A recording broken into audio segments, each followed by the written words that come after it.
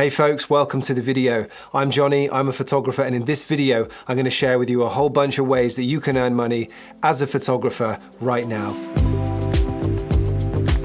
When I put this list together, I tried to make it so that some of these would be for beginners, some of them would be for pros, some in the mid-range, and some would require gear, and some you could probably get away with a mobile phone. I wanted to keep it for everyone, so please bear that in mind when you're watching this video. So I'm Johnny, I'm a photographer, and this channel is all about creativity, social media, and photography. And in this video, we're going to be talking about ways that you can earn money as a photographer or using skills that a photographer might have. So the first of these is product photography for small and medium-sized businesses. Almost every single product-based business out there will have a website, and you'll be able to explore their website and decide whether their product photography is next level or whether you could improve on it.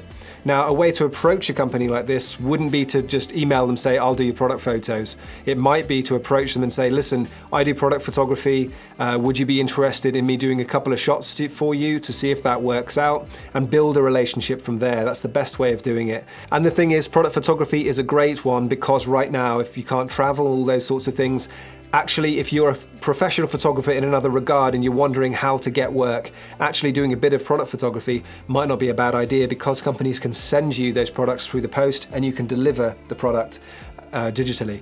So it's actually a great way for maybe a professional portrait photographer or wedding photographer to maybe jump into another discipline just for a short time to just get a bit of work while weddings are difficult at the moment. The next example would be casual portraiture. I say casual portraiture because portrait photography actually requires a lot of experience and a lot of work and a lot of gear, and I wouldn't want a portrait photographer watching this to think that I think anyone could just jump into that discipline.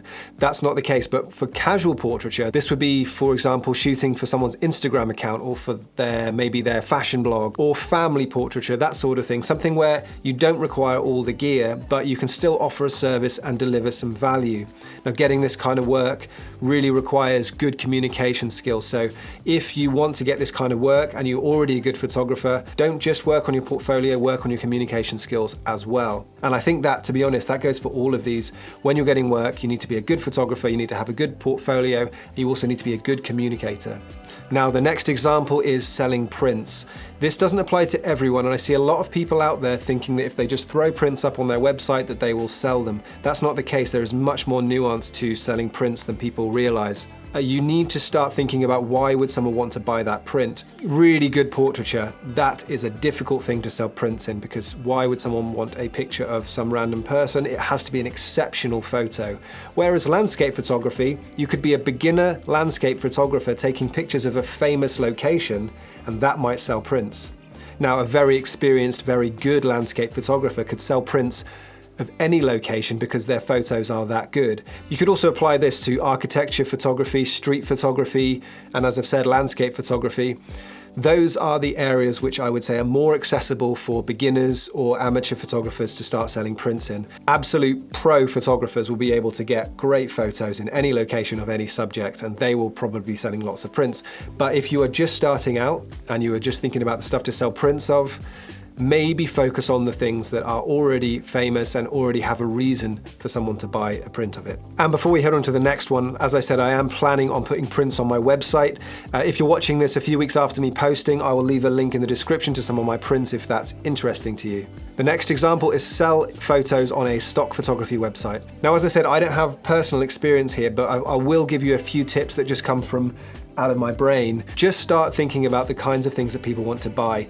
Corporate settings, maybe locations that are hard to get to. I would suggest going on these stock photography websites, looking at what's there, looking at what's selling, and seeing whether you can start replicating some of that. Now, the next example would be shooting interiors for an estate agents, for house sales, hospitality, Airbnbs, that sort of thing. Now, this is quite an accessible one because you can go on Airbnb and start looking at places in your local area that don't have great photos. Obviously, don't message them and say, listen, you haven't got great photos, I'll give you some new ones. You could message them saying, listen, if you ever want to update the photos on your Airbnb site, I do that, and here is what I'm offering. And as I said earlier, good communication skills will be key here because you are not communicating with a business, you're communicating with an individual, and at that point you need to connect with them. At the top end, real estate photographers are some of the most talented photographers I've ever seen. The things that are involved in proper clean real estate photography are so detailed and requires so much work and experience that I would never suggest that anyone could just start doing it. But you can start doing interiors in a casual way and build up to becoming a real estate photographer. We're going to step away from holding the camera for the next couple and start focusing on our passion for photography. Now, if you know a lot about gear, if you know a lot about the industry, you could write a blog about photography, and within that blog, you can place ads and you can place links, affiliate links and things like that to start earning a small passive income. Now, the way this works is very different. It will start very small and it will grow, possibly exponentially, depending on the quality of your work. Now, if you're someone who is passionate about photography and has some writing skills, or maybe you have time to develop new skills, this might be a really interesting thing to create alongside your photography. Mainly because this will start small and grow, much like a YouTube channel. Now, maybe you have a passion for photography, but you really don't have a passion for writing a blog. Well, you can make videos. You could talk to people about your passion for photography alongside your photography, and this is using all of that experience that you've got and all of that knowledge that you've built up over the years. So as I said, while this isn't making money holding a camera, you are still using your experience and your skills to earn affiliate link and ad revenue from your skills. Now, just a quick point on the last two. As fun as it is, don't underestimate the amount of work that it takes to create a blog and create videos that will earn you a bit of money. But if you are willing to take the leap into it, I highly, highly recommend it. Now, the next point, another byproduct of photography, if you are editing your photos using Lightroom, are presets. Now, if you're someone who has spent a lot of time learning how to edit on Lightroom and you have a lot of experience, remember that time, energy, and experience has value. And you can distill all of that into a preset that you can sell for download on your website. Now, presets are a great way of teaching people about your photography, teaching them about your process, and giving them a shortcut to a look similar to yours. Now, I wouldn't be doing my job properly if I didn't plug my own presets here. I have presets on my website. I developed these as a way to show people how to create a similar look to the look that I've got, and I also created them as a way for people to learn about the process that I went through to create the presets. So if you are interested in my photography, I'll put a few examples on the screen right now. Head over to my website after this video and take a look at my presets. Anyway, plug over, let's carry on with the next. If you have been doing photography for a long time, you are probably taking for granted the amount of knowledge that you've got. Now, you could put all of that knowledge into an online course and sell it at whatever price you think is the appropriate price. For example, I have bought a lot of small, cheaper online courses on photography just to keep my skills up, look at all the different things that there are. It's a really good thing to consume, and therefore it's a really good thing to sell as a photographer. Again, don't underestimate the amount of work that might take, but it's a great thing to have alongside your photography. Now, maybe you have all that experience and you have the ability to teach, but you don't really want to create an online course. There are more traditional means. You could do one-to-one workshops. I know a lot of photographers who prop up their photography businesses by teaching one-to-one, and in that case, you can give a really in-depth view on photography, and you can really teach that person what it is that they particularly want to know. Maybe they want to fill in a gap in their photography, or maybe they're a beginner and they really want to learn your style of photography. So don't discount this as a way of making money as a photographer. Now, back to the traditional photography, and this one is a bit of an odd one at the moment because obviously the events industry has taken a massive hit. However, events photography is actually a really interesting one because it's actually quite accessible to starter photographers, beginners, amateurs.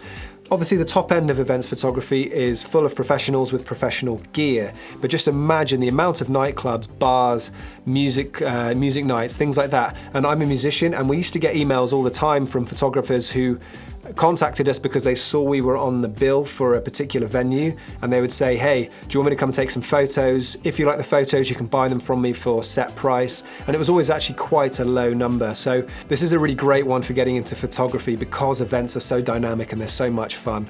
Now, leading on from events photography is wedding photography. Now, before we get started on wedding photography, I don't want any wedding photographers out there to think that I'm saying that anyone can get started in wedding photography. Wedding photography is possibly one of the most difficult types of photography just because you are dealing with very long days, high stress situations, people who want to get the absolute best out of you, and I've got a huge amount of respect for wedding photographers. Even though I've kind of talked about how difficult wedding photography can be, it's quite accessible because Usually, obviously not right now, but usually there are a lot of weddings and there will likely be a lot of weddings. However, for those reasons, it is a very competitive type of photography. And just a quick bit of advice, if you do book a wedding, prepare for it because you can get a lot out of it if you're ready for it, but also you can crash and burn if you are not prepared for the amount of work and the amount of endurance involved in that type of photography. Now, leading on from wedding photography is actually engagement photography, which is a similar type, but much less stressful because you can control the location and you can work with them to get the best out of it. You can ask them what it is that they want out of the shoot and you can take your time with it. This might be a great route into wedding photography. As I said, I don't have a huge experience myself, so speak to other wedding photographers or engagement, elopement photographers to see whether that's the kind of thing that you want to do, but it could be a really good one. Now, this is definitely a seasonal one, but I see a lot of photographers do quite well selling calendars. I see a lot of landscape photographers doing it, but I don't see any reason why architecture photographers or interiors photographers or just abstract photography, those sorts of things, wouldn't do really well as selling calendars. But obviously you're not going to sell many calendars in June, July, August, whatever. You're going to sell a lot of calendars at the end of the year or in January, or for the very latecomers, maybe February. The next one is kind of an extension of calendars. It would work for the same kind of photographer, and that would be selling photo books. I would say that you have to be a pretty well-known, a pretty good photographer to actually start selling photo books. But if you're a travel photographer or a landscape photographer, I think you could probably sell photo guides where you talk about the locations and where you took the photos. You could use your photography to create those kind of books, and I think those would sell. If you're an established landscape photographer or architecture photographer or a travel photographer and you are not selling books, it could be something that would work for you. If you're a beginner, you might need to find another way of adding value to the product, and that's why I suggest guides, travel guides, things like that, where you can talk more about the location. So the value isn't just in the photos, it is also in the content of the book. This won't work for everyone, but if it works for you, you've probably just decided that's a good idea. Another one that I've seen has worked for some photographers is actually entering competitions. You can find competitions on the internet where they have prizes.